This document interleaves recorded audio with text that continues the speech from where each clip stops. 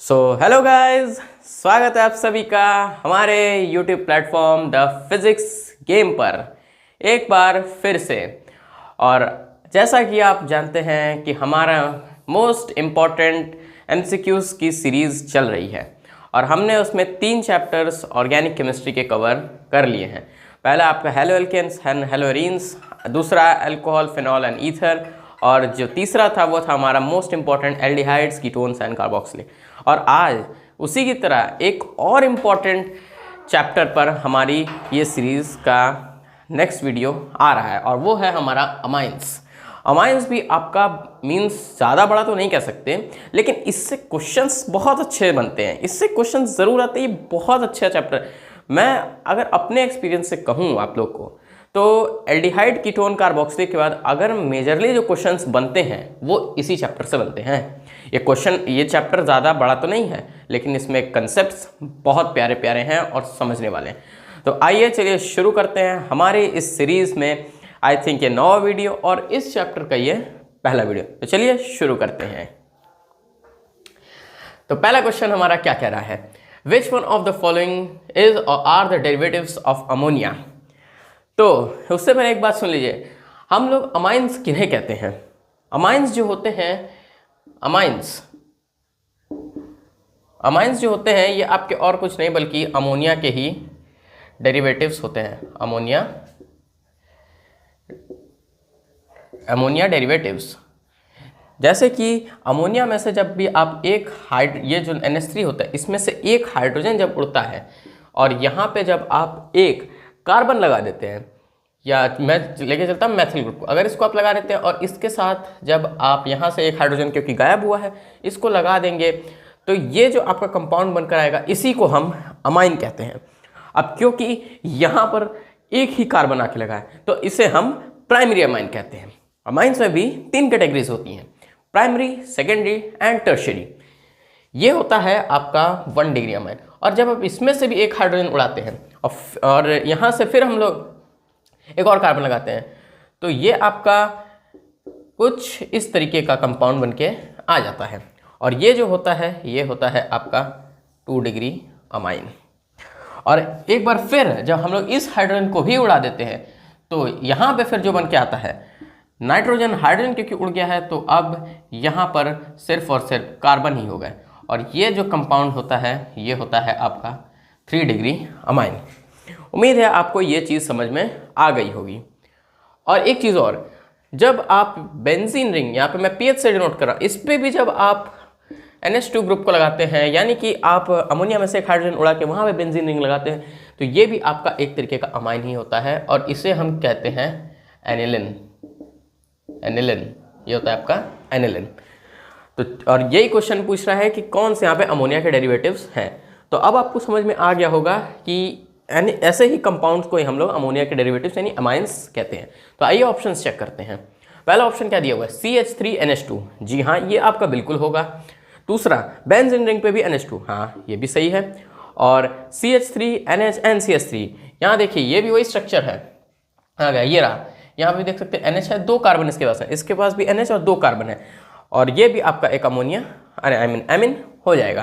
तो जब तीनों के तीनों आपके सही हैं तो जो हमारा डी ऑप्शन है, ऑल ऑफ द अबव, ये हमारा बिल्कुल सही हो जाएगा। तो यहाँ पर 4th ऑप्शन यानी कि डी ऑप्शन आपका बिल्कुल सही हो जाएगा। उम्मीद है आपको ये क्वेश्चन अच्छा लगा होगा। चलिए अब हम चलते हैं हम अपने दूसरे क्वेश्चन की तरफ।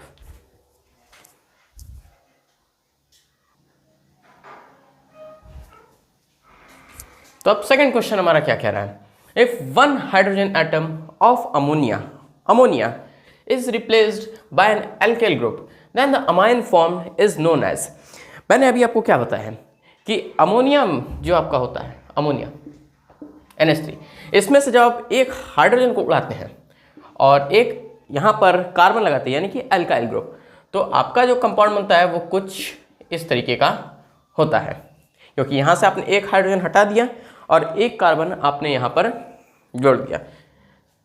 बेटर अंडरस्टैंडिंग के लिए समझ लीजिए, एक कार्बन जोड़ना और एक हाइड्रोजन यहाँ से माइनस करना, प्लस कार्बन माइनस हाइड्रोजन। तो यही क्वेश्चन पूछा है कि अमोनिया में से अगर हमने एक हाइड्रोजन को रिप्लेस किया एक अल्काइल ग्रुप से, तो हमारा जो अमाइन बना वो उसे हम क्या कहेंगे। ये आपका कौन सा अमाइन मैंने आपको बताया था, ये होता है आपका 1 डिग्री अमाइन। 1 डिग्री का मतलब ये हो गया आपका प्राइमरी अमाइन, प्राइमरी अमाइन। और इसी के साथ आपका जो फर्स्ट ऑप्शन होगा वो बिल्कुल करेक्ट हो जाएगा, क्योंकि इसको हम प्राइमरी अमाइन ही कहते हैं। चलिए अब हम चलते हैं क्वेश्चन नंबर 3 की तरफ।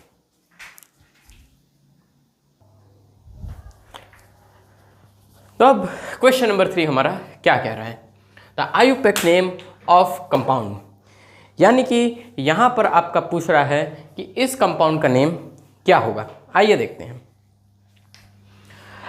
अगर आप इस कंपाउंड को देखेंगे तो इस कंपाउंड को पहले हम लोग पूरा खोल के एक बार बना लेते हैं। आइए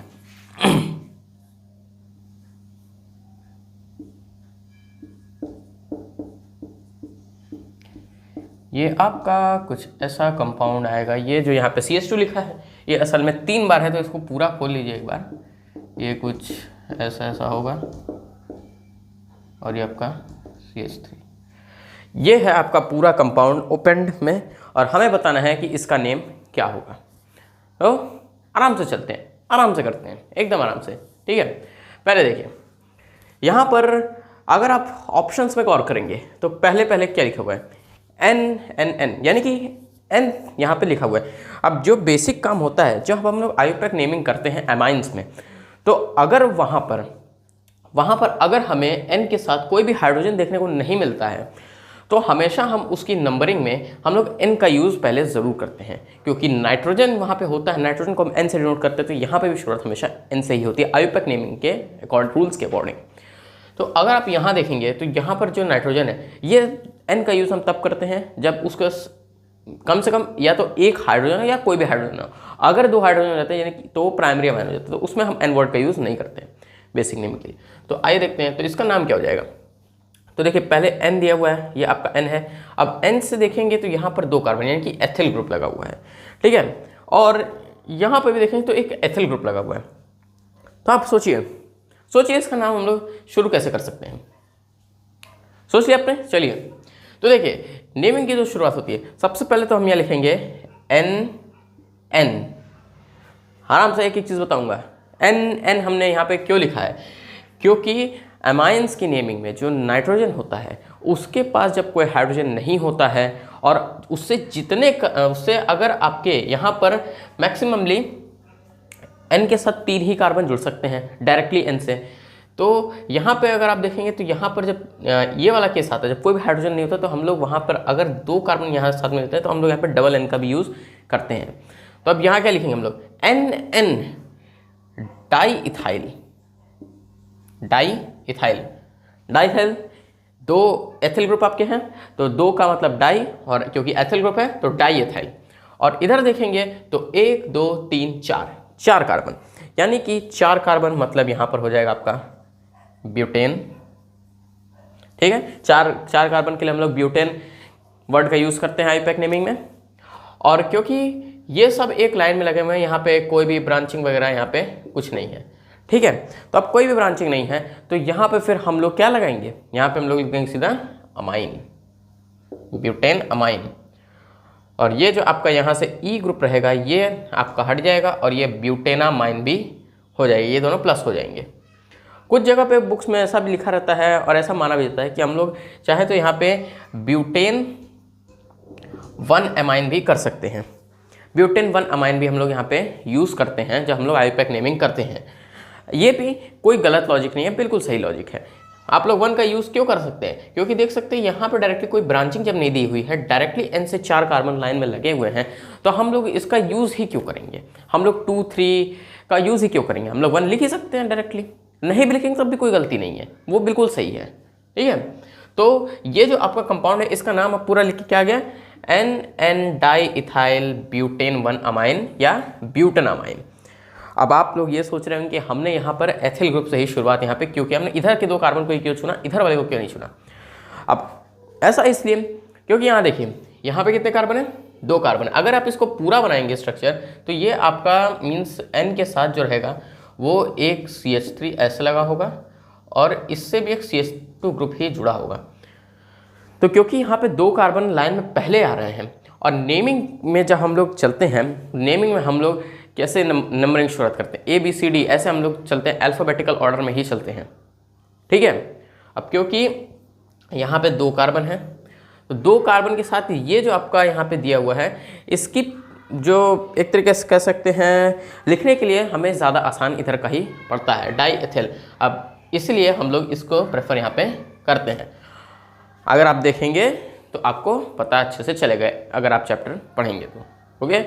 तो फिलहाल इस क्वेश्चन का जो ये आंसर है वो कुछ ये होगा। अब देख लीजिए यहाँ पे जहाँ भी लिखा हो, पहला देखते हो ऑप्शन क्या लिखा है, एन एन डाई इथाइल बेंजीनामाइन। नहीं नहीं नहीं नहीं, बेंजीनामाइन क्यों हो जाएगा? अरे भैया यहाँ पे तो कोई बेंजीन रिंग नहीं लगी है, तो बेंजीनामाइन क्यों होगा? और ये जो नॉर्मली बेंजीनामाइन है, इसको हम लोग एक और वर्ड देते हैं, वो होता है आपका एनिलिन। ये जस्ट एनिलिन का ही दूसरा नाम होता है बेंजीनामाइन। बेंजीनामाइन दूसरा नाम क्यों होगा? क्योंकि बेंजीन पे NH2 ग्रुप लगा रहता है। तो अमाइन हो गया बेंजीन, बेंजीनामाइन हो गया। अगला है एन एन डाई एथिल ब्यूटानामाइन। हाँ, ये बिल्कुल सही है। यही देखिए मैंने अभी आपको यहाँ पे बताया भी है नेमिंग करते हुए। तो उम्मीद है अगर आपको ये क्वेश्चन समझ में आ गया है तो आप, अच्छी बात है, इस क्वेश्चन का आप स्क्रीनशॉट भी जरूर लीजिए, मैं कहूँगा। और अगर आपको समझना है तो आप वीडियो को एक बार बैक करके भी समझ लीजिए, ठीक है। अब हम चलते हैं अपने नेक्स्ट नंबर, क्वेश्चन नंबर 4 की तरफ। अब बारी आ गई है क्वेश्चन नंबर 4 की। आइए देखते हैं क्वेश्चन नंबर 4 हमारा क्या कह रहा है। Which of the following reagents are used in the given reaction. यानी कि ये जो रिएक्शन आपके सामने लिखी हुई है, हमें बताना है कि यहाँ पे कौन से रिएजेंट्स आपके यूज़ हो रहे हैं, ठीक है। तो ये जो रिएक्शन है, ये आपका इस रिएक्शन में ये जो नाइट्रोबेंजीन है, इसको हम कहते हैं, स्ट्रक्चर को नाइट्रोबेंजीन नाम से जानते हैं। ये बेंजीन रिंग पे NO2 ग्रुप लगा रहेगा तो वो नाइट्रोबेंजीन हो जाएगा, ठीक। नाइट्रोबेंजीन से हमारा कन्वर्जन डायरेक्टली किस में हो रहा है? ये यहाँ पे कन्वर्जन हो रहा है। ये आपका एक एनिलिन है। एनिलिन का स्ट्रक्चर मैंने अभी आपको बना के दिखाया था। तो अब पूछा है कि हम लोग कौन से रिएजेंट्स का यूज़ करके नाइट्रोबेंजीन को हम कन्वर्ट कर सकते हैं एनिलिन में, ठीक है। पहला ऑप्शन आपका क्या दिया हुआ है?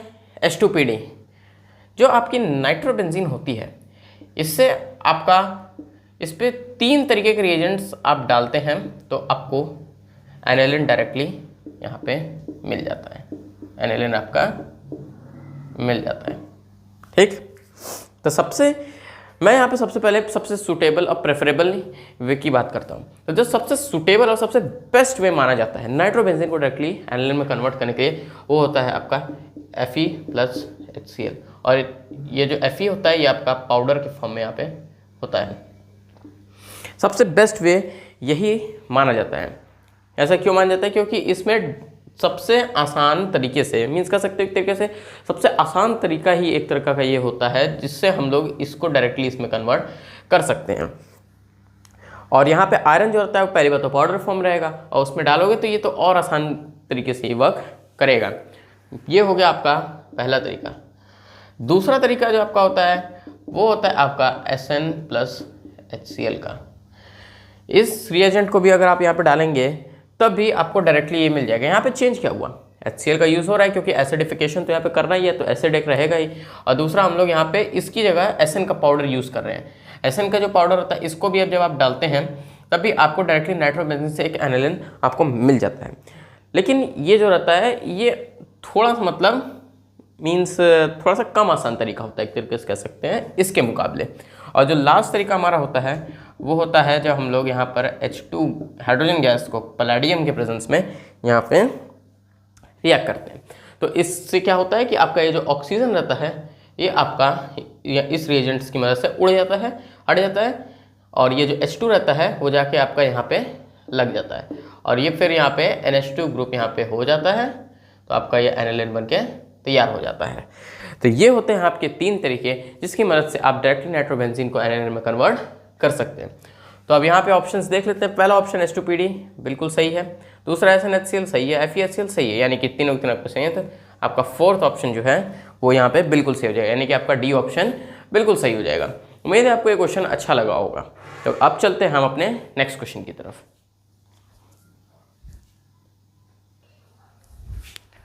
अब क्वेश्चन नंबर 5 हमारा क्या कह रहा है? Which of the following can be prepared using Gabriel phthalimide synthesis. यानी कि हमें यहाँ पे 4 ऑप्शंस में से बताना है कि ऐसा कौन सा ऑप्शन है जो हमें ये बता सके कि गैब्रियल थैलिमाइड सिंथेसिस रिएक्शन जो होती है उसके थ्रू हमें किस तरीके का अमाइन यहाँ पे मिलता है इसके अकॉर्डिंग। ठीक है, तो एक चीज़ हमेशा याद रख लीजिए कि गैब्रियल थालिमाइड सिंथेसिस रिएक्शन जो रहती है वो हमेशा सिर्फ 1 डिग्री अमाइंस यानी कि प्राइमरी अमाइंस को ही प्रिपेयर कर पाएगी। यानी इस रिएक्शन के थ्रू हमें अमाइंस मिलेंगी लेकिन हमें सिर्फ 1 डिग्री अमाइन यहाँ पे मिलेगी। अब ऐसा क्यों होता है? क्योंकि यहाँ पे जब भी सेकेंडरी अमाइन या टर्शरी अमाइन इसलिए नहीं बन पाती है क्योंकि अगर इसके आगे रिएक्शन होता है तो वहाँ पे एलिमिनेशन हो जाता है, और एलिमिनेशन जो रहता है वो सब्स्टिट्यूशन को यहाँ पे हरा देता है, और एलिमिनेशन की वजह से एल्कीन्स का फॉर्मेशन हो जाता है। तो एल्कीन्स का जब फॉर्मेशन हो जाता है तो वो हमारा एक तरीके का अमाइन तो होता ही नहीं है, वहाँ पे अमाइन तब बनेगा ही नहीं। और रही बात रही कि ये जो रिएक्शन होता है ये एरोमेटिक अमाइंस जो यहाँ पे आपकी बनती हैं, एरोमेटिक अमाइंस, चाहे वो 1 डिग्री ही क्यों ना हो लेकिन उसको भी ये नहीं बना सकता है। अब इसका रीज़न क्या होता है? एरोमेटिक अमाइंस का प्रिपरेशन इस वजह से नहीं हो पाता है क्योंकि ये यहाँ पे इलेक्ट्रोफिलिक होते हैं, इनके ये न्यूक्लियोफिलिक नहीं होते हैं। मीन्स ये क्या कर पाते हैं, ये न्यूक्लियोफिलिक सब्स्टिट्यूशन रिएक्शन जो होता है, यानी न्यूक्लियोफिलिक सब्स्टिट्यूशन रिएक्शन जो आपका होता है वो ये नहीं शो कर पाते हैं क्योंकि इनके पास होती है इलेक्ट्रॉन की कमी, डबल बॉन्ड होता है यानी इलेक्ट्रॉन की कमी हो जाती है, इनको इलेक्ट्रॉन चाहिए। इसलिए यहाँ पर ये जो रहता है न्यूक्लियोफिलिक सब्स्टिट्यूशन रिएक्शन शो नहीं कर पाता है क्योंकि न्यूक्लियोफिलिक वही शो कर पाएगा जिसके पास इलेक्ट्रॉन हो, जिनको इलेक्ट्रॉन नहीं चाहिए लेकिन इनको ज़रूरत पड़ती है। इसलिए एरोमेटिक अमाइंस भी जो होते हैं वो आपके शो नहीं करते हैं, इस बात को याद रख लीजिए। तो ये जो रहता है ये सिर्फ प्राइमरी अमाइंस को ही बना सकता है। अब प्राइमरी अमाइंस अब देख लीजिए, प्राइमरी एरोमेटिक अमाइंस नहीं, ये सही होता लेकिन यहाँ पे आपका एरोमेटिक शब्द यूज़ कर दिया यार, एरोमेटिक अमाइंस नहीं बनते। सेकेंडरी अमाइंस बिल्कुल नहीं, टर्शियरी अमाइंस नहीं बनेंगे, और सी क्या है, प्राइमरी अमाइंस। हाँ, प्राइमरी अमाइंस आपके यहाँ पे बन जाएंगे। उम्मीद है आपको ये क्वेश्चन अच्छा लगा होगा, और इस क्वेश्चन को स्टार मार्क करिए। ये क्वेश्चन पूछा जा चुका है कई सारे एग्जाम्स में, और CUET में भी आई थिंक ये आया हुआ था। आई थिंक ये शायद 2022 वगैरह में, CUET 2022 वगैरह में शायद ये पूछा गया था, आई थिंक सो, किसी शिफ्ट में।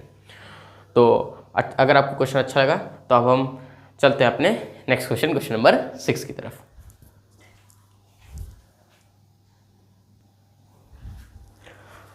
तो अब क्वेश्चन नंबर 6 हमारा क्या पूछ रहा है, Which of the following reaction is appropriate for converting an acetamide to methenamine? इस क्वेश्चन को स्टार मार्क कर लीजिए। ये क्वेश्चन थोड़े से अच्छे लेवल का क्वेश्चन है और ये मेजरली आपका एक नेम रिएक्शन पे बना क्वेश्चन है। नेम रिएक्शन पे क्वेश्चन है, इस चैप्टर में भी नेम रिएक्शंस हैं और अच्छे अच्छे नेम रिएक्शन सब हैं। तो अब देखिए एसिटामाइड जो होता है उसका स्ट्रक्चर कुछ इस तरीके का होता है। ये होता है आपका एक मैथिल ग्रुप C≡ONH2, ये होता है आपका एक एसिटामाइड, और हमें इसको कन्वर्ट करना है किसमें एक मिथेनामाइन में, यानी कि एक 1 डिग्री अमाइन में, तो हमें इसको डायरेक्टली इसमें कन्वर्ट करना है।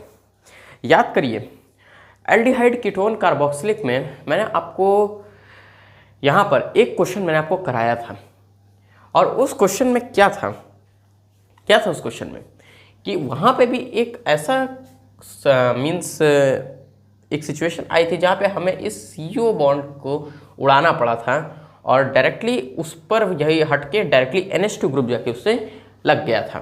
तो वहाँ पे हमारी एक प्रिपरेशन हुई थी एक कंपाउंड की जो वहाँ पे बनी थी। ठीक है, वही सेम चीज़ यहाँ होने वाला है। तो रिएजेंट्स याद करिए, क्या क्या रिएजेंट्स थे वहाँ पे। रिएजेंट्स वहाँ पे थे आपके NaOH यानी कि सोडियम हाइड्रोक्साइड, या आप चाहें तो पोटेशियम हाइड्रोक्साइड भी यूज़ कर सकते हैं, और प्लस आपका यहाँ पे एक ब्रोमीन था। यानी कि NaOH और Br2 के प्रेजेंस में जब आप इसका ट्रीटमेंट करेंगे तो हमें डायरेक्टली ये ग्रुप जो रहेगा पूरा पूरा यहाँ से उड़ जाएगा और ये डायरेक्टली इससे जुड़ जाएगा। ठीक है, और हमारा जो कंपाउंड बन के आएगा वो ये बनेगा, ये हो जाएगा आपका मिथेनामाइन। ये है आपका मिथेनामाइन। और यहाँ पर क्वेश्चन में क्या पूछा है कि विच of the following reaction is appropriate, यानी कि यहाँ पे नाम लिखे हुए रिएक्शन के। तो ये जो रिएक्शन होती है जहाँ पर इन कंपाउंड्स का यूज़ किया जाता है उस रिएक्शन का नाम आपका होता है हॉफमैन ब्रोमामाइड रिएक्शन। ये होता है आपका हॉफमैन ब्रोमामाइड रिएक्शन के रिएजेंट्स, और यही होता है आपका Hofmann bromamide reaction. Hofmann bromamide reaction में यहाँ पे आपको देखने को मिल गया है कि क्या होता है। हॉफमैन ब्रोमामाइड रिएक्शन में आपका ये यहाँ पर जब C double bond O NH2 लगा रहता है, यानी कि ये आपका एक अमाइड है, और इस अमाइड पर जब आप NaOH प्लस Br2 डालते हैं तो आपका ये जो CO बॉन्ड होता है ये पूरा का पूरा यहाँ से उड़ जाता है। मीन्स ये एज अ साइड प्रोडक्ट यहाँ पे मिलता है, इस पर्टिकुलर कंपाउंड में नहीं मिलेगा लेकिन एज अ साइड प्रोडक्ट आपको मिलेगा। तो यहाँ पे जो साइड प्रोडक्ट्स बनते हैं वो भी कभी कभी इंपॉर्टेंस के लिए पूछ लेते हैं, तो उनको भी एक बार आप देख लीजिए। तो ये आपका मेन कंपाउंड बनेगा वो आपका ये रहेगा, ये आपका मेन कंपाउंड है, ये आपका एक 1 डिग्री अमाइन भी है, ध्यान से देखेंगे तो ठीक है। और ये जो आपके साइड प्रोडक्ट्स यहाँ पे निकलेंगे वो आपका निकलेगा यहाँ से Na2CO3 प्लस आपका NaBr और प्लस आपका यहाँ पे निकलेगा पानी आपका यहाँ पे निकल जाएगा और आपका 1 डिग्री अमाइन यहाँ पे बन जाएगा। तो हो सकता है कि क्वेश्चन को थोड़ा सा घुमा के पूछ ले कि रिएक्शन का नाम यहाँ पे आपका साथ साथ पूछने के साथ साथ ये पूछ ले कि जो CO बॉन्ड आपका इस रिएक्शन में गायब होता है इस रिएक्शन के थ्रू, वो किस फॉर्म में कन्वर्ट होकर निकलता है। तो वहाँ पे ऑप्शंस आपको उस तरीके से दिए होंगे, आप देख सकते हैं। रीजन से याद रख लीजिए कि आपका हमेशा या तो Na2CO3 निकलेगा साथ में, या आपका यहाँ पे K2CO3 निकलेगा, क्योंकि NaOH या KOH की जगह और कोई भी एक्स्ट्रा एजेंट यहाँ पे यूज़ नहीं होता है ब्रोमीन के साथ, तो यही आपका यहाँ पे निकलेगा और साथ में NaBr या KBr आपका निकलेगा। तो ये क्वेश्चन आपका थोड़ा अच्छा था, इस क्वेश्चन के लिए मैंने इसीलिए इस पर स्टार मार्क किया है। ये क्वेश्चन को मैं कहूँगा आप 1-2 बार और भी अच्छे से देखिए, वीडियो को बैक करके एक बार फिर से इसका एक्सप्लेनेशन समझिए। और ये जो रिएक्शन का नाम मैंने आपको बता ही दिया है, हॉफमैन ब्रोमाइड रिएक्शन होगा, और ऑप्शंस में देख के आप लगा ही सकते हैं। ऑप्शन में आई थिंक मेरे को ये C में दिख रहा है, तो C आपका यहाँ पे बिल्कुल सही हो जाएगा। तो चलिए अब हम चलते हैं अपने नेक्स्ट क्वेश्चन की तरफ। सो गाइस, अब हम आ चुके हैं अपने क्वेश्चन नंबर 7 की तरफ। आइए देखते हैं क्वेश्चन नंबर 7 हमारा क्या कर रहा है। ये क्वेश्चन आपका मैं सही कहूँ तो ये क्वेश्चन भी आपका एक अच्छा क्वेश्चन है, इसको भी स्टार मार्क करके रख लीजिए। ये भी ऐसे क्वेश्चन जो हैं ये जेईई मेंस और नीट जैसे एग्जाम्स में बहुत बनते हैं, और CUET में भी ऐसे क्वेश्चंस आते हैं। तो आइए इस क्वेश्चन को सॉल्व करते हैं। तो ये क्वेश्चन क्या कह रहा है, an aromatic compound A on heating with aqueous ammonia, यानी कि पहले एक कंपाउंड A है उसका ट्रीटमेंट अमोनिया के साथ किया जा रहा है, तब जाके फॉर्म्स अ कंपाउंड B, फिर आपका एक B कंपाउंड यहाँ पर बन जा रहा है, और फिर उस B को which on further treatment with Br2 and KOH forms a compound C, यानी कि B जो बना उसका फिर फर्दर ट्रीटमेंट किया गया Br2 और KOH के साथ, और तब जाके हमें C हमें यहाँ पे मिला है विथ मॉलिक्यूलर फार्मूला। यानी कि देखिए फार्मूला भी आपको यहाँ पे बना के दिया है कि कुछ इस तरीके के फार्मूले वाला कंपाउंड बना है। हमें बताना है here A, B and C respectively are, यानी यहाँ पे हमें बताना है कि A, B एंड C यहाँ पर हमारे कौन से कंपाउंड्स हैं। आइए देखते हैं। तो एक बार इस कंपाउंड का पहले स्ट्रक्चर ड्रॉ कर लेते हैं। तो structure I think benzene ring होगी और उस पर आपका एक NH2 ग्रुप लगा होगा।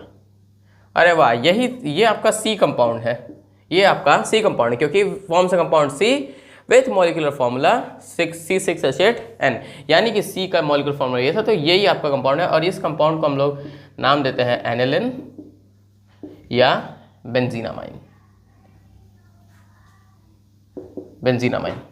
यानी कि C तो आपको यहाँ पर पता चल ही गया कि C हमारा क्या होने वाला है, या तो ये या बेंजीनामाइन होगा।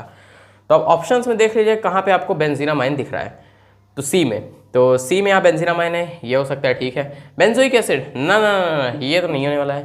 बेंजामाइड, ना ये भी नहीं होगा। एनिलिन, हाँ एनिलिन को हम लोग यहाँ पे मान सकते हैं क्योंकि बेंजीनामाइन का दूसरा नाम एनिलिन ही होता है।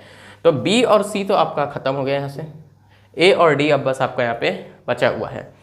तो आइए, तो यहाँ पे देखिए C से पहले जो B बना है, B को किसके साथ ट्रीट किया जा रहा है, Br2 और KOH के साथ। और अभी मैंने आपको बताया है Br2 और KOH के साथ कौन सा रिएक्शन आता है, हॉफमैन ब्रोमाइड रिएक्शन। और उस रिएक्शन में क्या होता है, आपका एक CO बॉन्ड जो रहता है, जो भी कंपाउंड हो उसके बाद CO बॉन्ड हो वो हट जाता है। तो अगर इससे पहले हम लोग अगर देखें तो बी कंपाउंड आई थिंक आपका कुछ ऐसा रहा होगा, बेंजीन रिंग आपकी रही होगी और इस पे आपका CONH2 रहा होगा। ये CO जो यहाँ पे है इसको देख लीजिएगा, C डबल बॉन्ड हो यहाँ पे हुआ होगा, तो उसको ये कुछ ऐसा कंपाउंड रहा होगा। इसकी ट्रीटमेंट फिर Br2KOH के साथ की गई होगी, KOH Br2 के साथ, तब जाके आपका ये CO बॉन्ड हटा होगा और आपका कंपाउंड ये बनकर आया होगा। यही आपका एनिलिन हो गया और यही स्ट्रक्चर हमारा C बनकर मैंने अभी आपको दिखा दिया है। यानी कि आपका जो B होगा, B आपका कुछ ऐसा होगा, और क्योंकि CO बॉन्ड के साथ NH2 है तो यहाँ पे इसका नाम क्या हो जाएगा, ये एक अमाइड हो जाएगा। और अमाइड के साथ यहाँ पे बेंजीन रिंग बनी हुई है तो इसका नाम क्या हो जाएगा, बोलिए बोलिए, हाँ बेंजामाइड हो जाएगा। बिल्कुल सही, बेंजामाइड हो जाएगा। तो B जो है वो आपका बेंजामाइड होगा। अब B देख लीजिए बेंजामाइड कहाँ दिख रहा है, इसमें है, ठीक है। B, अरे भैया बेंजोइक एसिड तो नहीं है होगा, तो D तो आपका ऑटोमेटिकली खत्म हो गया, तो A आपका यहाँ पे सही हो गया। यानी कि स्टार्टिंग कंपाउंड जो था वो हमारा यहाँ पे बेंजोइक एसिड था और फिर बेंजामाइड, फिर बेंजीनामाइड। तो एक बार हम लोग A को भी बना के देख लेते हैं। तो A आपका बेंजोइक एसिड है, तो ये आपकी बेंजीन रिंग है। स्ट्रक्चर पे गौर मत कीजिए, ऐसा ने बनाया है। ये आपका बेंजोइक एसिड है।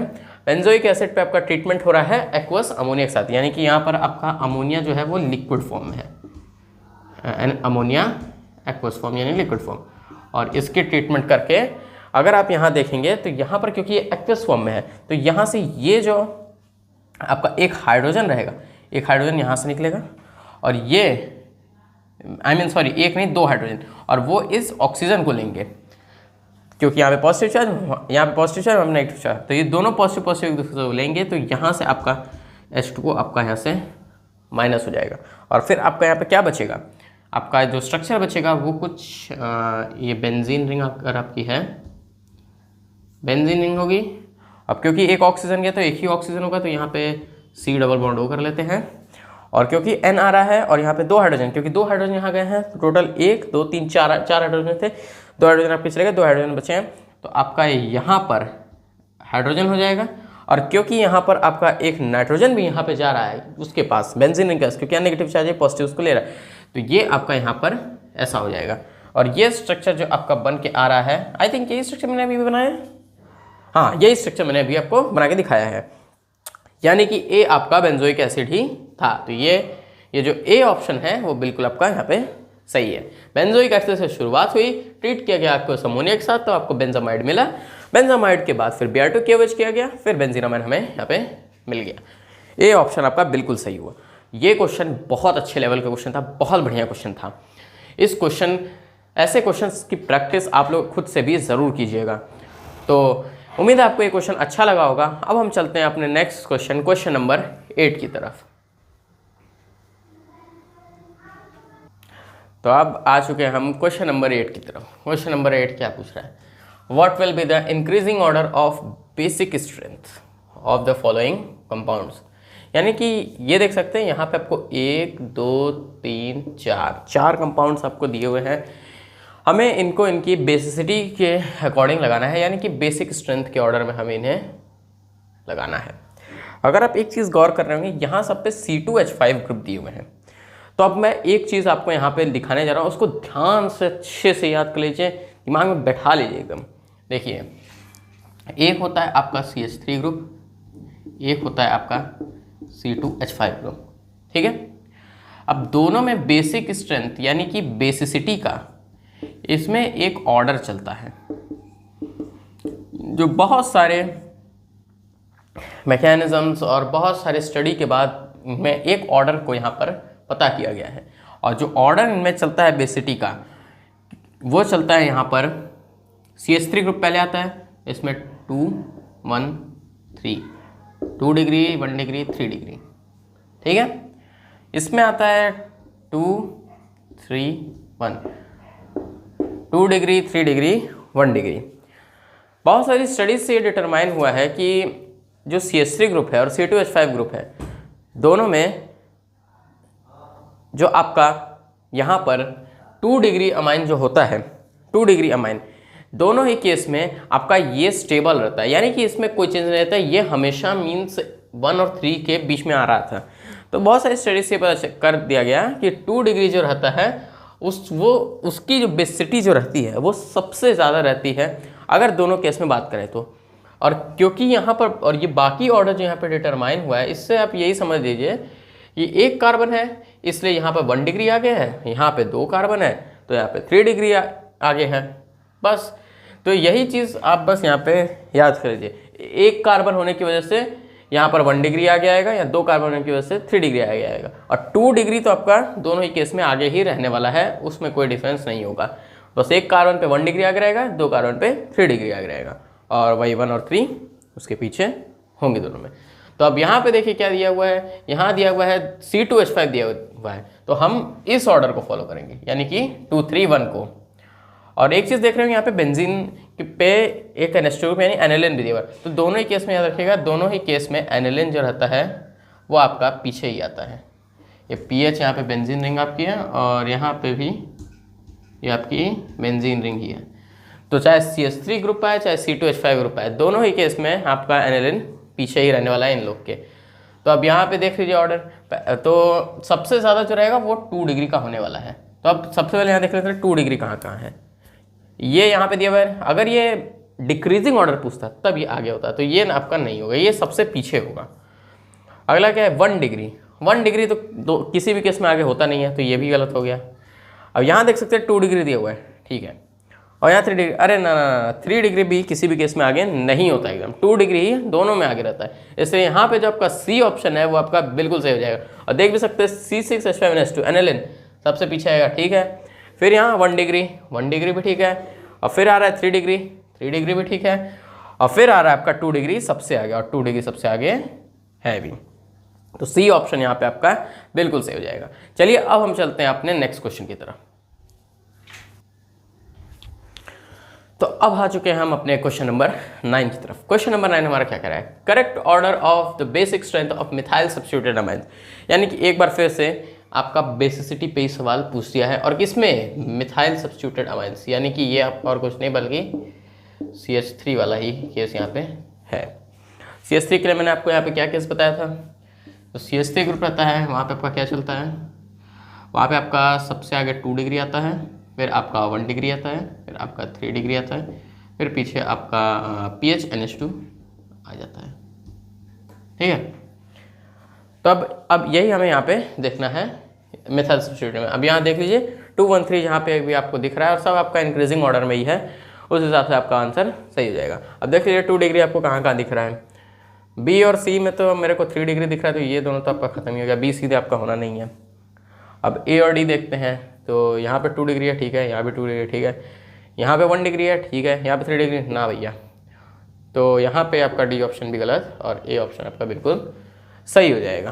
क्यों, क्योंकि 3 1 2, अरे भाई जब इसी को उल्टा लिखोगे तो ये आपका ऐसा नहीं हो जाएगा, 3 1 2 3 1 2, 2 आपका सबसे बड़ा, 3 आपका सबसे छोटा CH3 ग्रुप के केस में। C2H5 के केस में 2 सबसे बड़ा, फिर 3 और सबसे छोटा 1, ठीक। चलिए अब चलते हैं हम अपने नेक्स्ट क्वेश्चन, क्वेश्चन नंबर 10 की तरफ।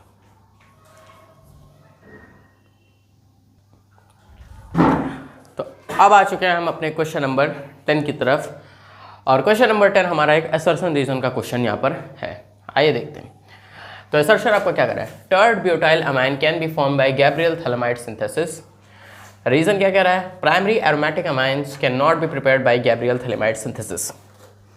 तो इस क्वेश्चन पे मैं चाहूँगा पहले आप लोग वीडियो को पॉज करके सोचिए एक बार कि इसका सही आंसर क्या होगा, ठीक है। आपने पॉज कर लिया, आपने सोच लिया, ऑप्शन लगा लिया होगा। चलिए अब मैं आपको बताता हूँ। तो ए जो यहाँ पे कह रहा है वो आपकी बिल्कुल एक गलत स्टेटमेंट है, क्योंकि मैंने आपको बताया हुआ है कि गैब्रियल थैलेमाइड सिंथेसिस रिएक्शन से हम सिर्फ और सिर्फ एक ही तरीके का अमाइन बना सकते हैं, और वो होता है आपका 1 degree aliphatic amine. Aliphatic amine मैं कह देता हूँ तो आपको ज़्यादा समझ में आएगा। एलिफैटिक का क्या मतलब कि बेंजीन रिंग आपके इन्वॉल्व ना हो 1 डिग्री अमाइन में, सिर्फ आपके नॉर्मल CH3, C2H5 ये सब ग्रुप इन्वॉल्व हो डायरेक्टली, और ब्रांचिंग भी ना हो, और NH2 पूरा हो। सिर्फ वही 1 डिग्री एलिफेटिक अमाइंस प्रिपेयर हो सकते हैं गैब्रियल थैलेमाइड सिंथेसिस के रिएक्शन की मदद से। तो ए तो यहाँ पे आपका गलत हो गया, और जब ए गलत हो गया और रीजन देख लेते हैं, primary aromatic amines can not be prepared by Gabriel phthalimide synthesis. बिल्कुल सही बात कही गई है। प्राइमरी एरोमेटिक यहाँ लिखा हुआ है, एलिफेटिक नहीं लिखा है, प्राइमरी एरोमेटिक अमाइंस भी प्रिपेयर नहीं होते हैं गैब्रियल थैलेमाइड सिंथेसिस से। तो रीजन यहाँ पे आपका बिल्कुल सही है। तो असर्शन आपका यहाँ पर गलत है, रीजन आपका करेक्ट है। तो असर्शन इज करेक्ट, अरे assertion is incorrect but reason is correct. तो डी ऑप्शन में आपका ये दिया हुआ है, डी आपका यहाँ पे बिल्कुल सही हो गया है। उम्मीद है आज के आपको यहाँ पे क्वेश्चंस अच्छे लगे होंगे। अगर आपको आज का वीडियो अच्छा लगा तो आप वीडियो को लाइक ज़रूर कीजिए, कमेंट कीजिए, और चैनल को सब्सक्राइब जरूर करिए, शेयर करिए सबके साथ। जितना ज़्यादा आप शेयर करेंगे उतनी ज़्यादा हमें खुशी मिलेगी कि आपके लिए हम जो मेहनत कर रहे हैं आपको अच्छा लग रहा है, और ऐसे ही वीडियोस हम आपके लिए और लाएंगे जिससे आपको कुछ सीखने को मिले, आपको मीन्स आपकी नॉलेज भी एनहेंस हो वगैरह वगैरह चीज़ों के लिए। तो अगर आपको वीडियो अच्छी लगी है तो लाइक कीजिए, और इसी के साथ अब हम मिलते हैं अपने नेक्स्ट वीडियो में। नेक्स्ट वीडियो जो हमारा आने वाला है वो भी इसी चैप्टर के ऊपर एक पार्ट और आएगा, उसके बाद फिर हम अपने नेक्स्ट चैप्टर्स को देखेंगे। तो चलिए मिलते हैं, तब तक बाय बाय।